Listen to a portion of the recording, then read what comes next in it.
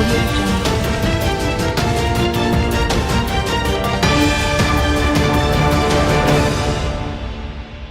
जय भारत जय राष्ट्र में पीके भारतीय प्रधान संपादक डीएनएम न्यूज चैनल में आप सभी का स्वागत है। आज बताने जा रहे हैं कि जिस तरह से भारतीय जनता पार्टी की सरकार के शासनकाल में जो है भारत के एससी एसटी ओबीसी समाज के लोगों का आरक्षण समाप्त कर दिया गया लगभग।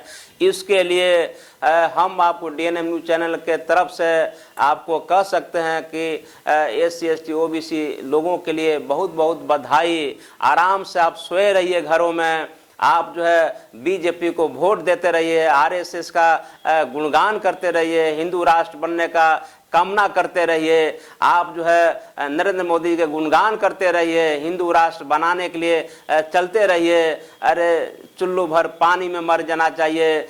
याद करो बाबा साहब डॉक्टर अम्बेडकर ने कितने अथक प्रयासों से आपको आपके लिए जो आरक्षण का व्यवस्था किए थे। बाबा साहब अम्बेडकर कितने अथक प्रयासों से उन्होंने एससी एसटी ओबीसी समाज के लिए आर्टिकल 340, 341, 342 निर्माण करके आपकी स्थिति सुधारने के लिए कितना बड़ा संघर्ष किए थे। अरे याद करो उस बाबा साहब अम्बेडकर को। बाबा साहब अम्बेडकर जो है रिजर्वेशन का उन्होंने मतलब दिया था। रिजर्वेशन कोई आरक्षण नहीं था। रिजर्वेशन का जो है मतलब कोई जो है गरीबी उन्मूलन कार्यक्रम नहीं था। वो रिप्रेजेंटेशन देना चाहते थे, यानी भारत के तमाम एससी एसटी ओबीसी समाज जो है जो 85% संख्या है उसको चाहते थे बाबा साहब अम्बेडकर की उसका भी 85% संख्या में रिप्रेजेंटेशन मिले। लेकिन बाबा साहब को हत्यारा सवर्ण समाज नहीं है। बाबा साहब का हत्यारा कोई है तो एससी एसटी ओबीसी समाज और माइनॉरिटी समाज का ही लोग हत्यारा है। इसलिए मैंने कहा आपसे कहा कि आपको बधाई हो, यानी एससी एसटी ओबीसी समाज के लोगों के लिए बहुत बहुत बधाई। चूँकि तुम 85% हो, आपकी संख्या एससी एसटी ओबीसी माइनॉरिटी की संख्या 85% होते हुए भी 15% सवर्ण समाज के लोगों ने जो है आपको एससी एसटी ओबीसी समाज के लिए जो आरक्षण था उसको लगभग समाप्त कर दिया गया है। आप बधाई के पात्र हैं। जरा सा बधाई के साथ साथ जो है एससी एसटी ओबीसी समाज के जो उनकी पुरुषार्थ पर भी जरा सा हम देखना चाहते हैं कि आपको बता दें कि इनका जो 85% जनसंख्या रहते हुए भी किस तरह से जो है 15% लोगों ने जो है बीजेपी के सरकार ने जो है किस तरह से आरक्षण को प्राय समाप्त किया। तो आइए एक झलक देख लीजिए। उत्तर प्रदेश देश का पहला राज्य बना जहां पर आरक्षण को पूर्ण रूप से हटा दिया गया। सरकारी नौकरी हो या पढ़ाई सभी में आरक्षण को पूर्ण रूप से समाप्त घोषित कर दिया गया है। आपको जानकारी होनी चाहिए, खासकर वैसे एससी एसटी ओबीसी समाज के लोगों को भी ये जानकारी होनी चाहिए। और ये सब संभव हुआ हमारे माननीय प्रधानमंत्री श्री नरेंद्र मोदी जी के द्वारा। नरेंद्र मोदी जी अपने आप को ओबीसी कहते हैं, लेकिन ओबीसी का रिजर्वेशन करीब करीब समाप्त कर दिया गया। जिनकी दृढ़ इच्छा थी, यानी हमारे माननीय प्रधानमंत्री श्री नरेंद्र मोदी जी की दृढ़ इच्छा शक्ति के कारण आरक्षण को समाप्त किया जा सका। अब उत्तर प्रदेश में अगले 25 सालों तक रेलवे में सफ़र, बसों में सफ़र, फिल्म, होटल बुकिंग, पढ़ाई में, सरकारी नौकरी में, पदोन्नति में आदि में अगले 25 सालों तक आरक्षण लागू नहीं होगा। आपको बता दें एससी एसटी ओबीसी के लोगों को ये बात समझ लेनी चाहिए।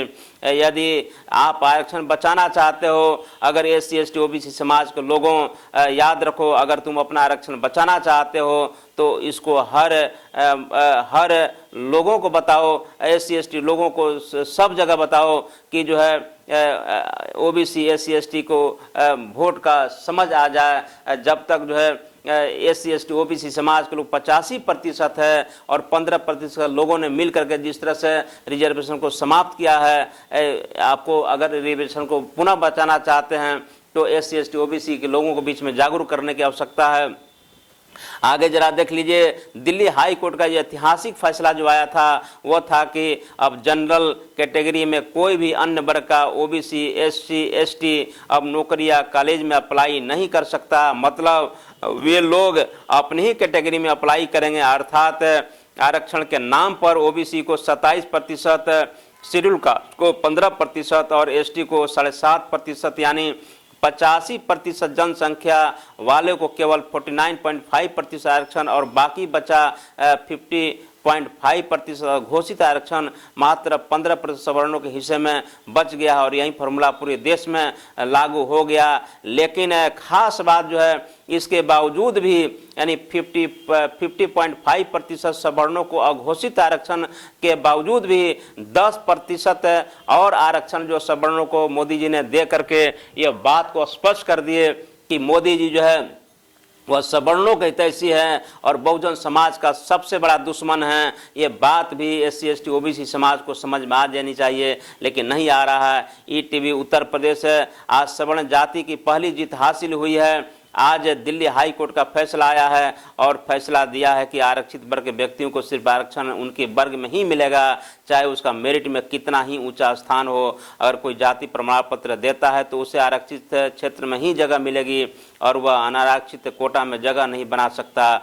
रोस्टर प्रणाली के तहत मुकदमा किया था और वे लोग विजयी हुए हैं। आपको बता दें कि कैसी व्यवस्था है, इसलिए मैंने कहा कि भारत के SC ST OBC समाज के लोगों को बधाई हो, जो आप जो है हिंदू के नाम पर, आपको RSS के नाम पर, भाजपा के नाम पर आप जो है जो सवर्ण समाज के RSS का जो कुटिल चाल है उसमें फंसते चले जा रहे हैं। लेकिन आपको वह दिन दूर नहीं है कि SC ST OBC समाज के लोग जो है अब जो वही स्थिति में चले जाएंगे जहां पर जो ब्राह्मणों ने व्यवस्था बनाया था। भारतीय समाज को जो 4 वर्णों में तोड़ दिया था, ब्राह्मण, क्षत्रिय, वैश्य, शूद्र, यानी जब हिंदू राष्ट्र होगा, ब्राह्मणों को बनाए गए जब हिंदू राष्ट्र के जाल में जब SC ST OBC समाज के लोग फंसेंगे, हिंदू बनने के लिए प्रेरित होंगे, तो हिंदू राष्ट्र जब बनेगा, RSS BJP के द्वारा अगर हिंदू राष्ट्र बनेगा तो सबसे ऊपर ब्राह्मण होगा, ब्राह्मण के नीचे जो है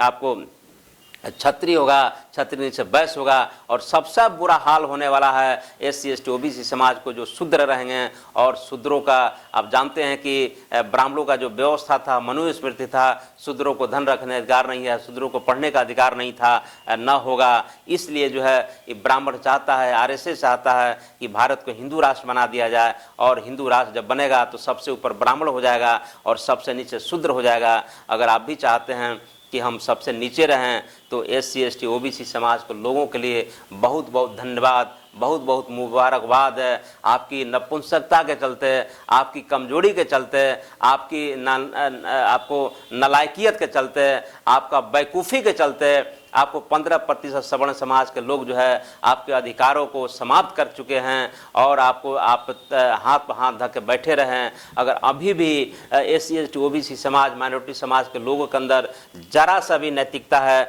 जरा सा भी स्वाभिमान है, जरा सा भी आपको लगता है कि जो आपको आरक्षण को बचाया जा सके, तो भारत के तमाम 85% बहुजन समाज के लोगों के बीच जो है इस तरह का वीडियो को आप शेयर कीजिए, लोगों को जागरूक कराइए। जहां रहिए वहां पर आपको जो है आपसी मनमुटाव को भुला करके जो है SC ST OBC समाज को निर्माण कराइए, बहुजन समाज का निर्माण कराइए। जब तक बहुजन समाज का निर्माण नहीं होगा तब तक आपका अधिकार नहीं मिलेगा। और आपको पता होना चाहिए कि ब्राह्मण जो है बहुजन समाज को, भारत के मूल निवासी समाज को 6743 जाति में बांट दिया, हर जाति में 7 उपजाति बना दिया, अर्थात 47,201 उपजाति बना करके आपको तोड़ तोड़ कर रख दिया है। और आज देख सकते हैं कि पूरा देश का जो है ब्राह्मण, पूरा देश का जो है क्षत्रिय, पूरा देश का वैश्य जो है यानी सवर्ण समाज का जो है एकजुट जो होकर के वह भारतीय जनता पार्टी के वोट जाता है और बहुजन समाज के लोग जो हैं